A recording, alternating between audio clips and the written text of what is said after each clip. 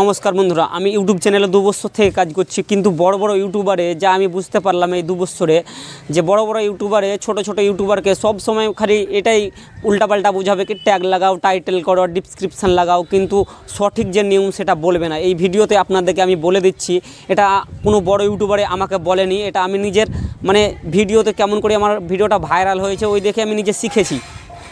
তো আমি বড় বড় ইউটিউবারের কথা শুনতাম, ওরা যা বলতো আমি তাই করতাম, কিন্তু আমার ভিউজ ওই 10টা 15টা 30টা এইভাবে আসতো।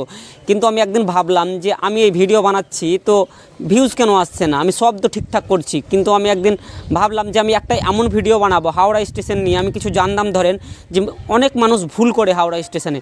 তো আমার মন হলো যে একটা ভিডিও আমি বানাই, যে এই হাওড়া স্টেশনে এইসব ভুল করলে আপনারা অনেক বিপদে পড়ে যেতে পারেন। তো এই ভিডিওটা আমি যেমন বানালছি বন্ধুরা, তো আমার 1 ঘন্টা পর দেখছি তো আমার ওই চ্যানেলে ওই হাওড়া স্টেশনের যে ভিডিওটা বানালছিলাম দেখছি তো 3000 ভিউ, তারপরে দেখছি তো 7000, এমনি করতে করতে আস্তে আস্তে সেই ভিডিওতে 2,21,000 ভিউ চলে এসেছিলো।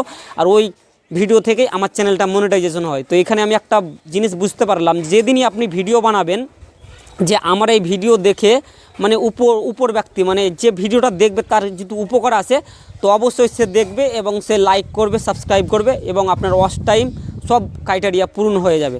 সো বন্ধুরা, যখনই আপনারা ভিডিও বানাতে যাবেন আপনারা ভাববেন যে আমার ভিডিও দেখে যেন কেউর ফায়দা হয়।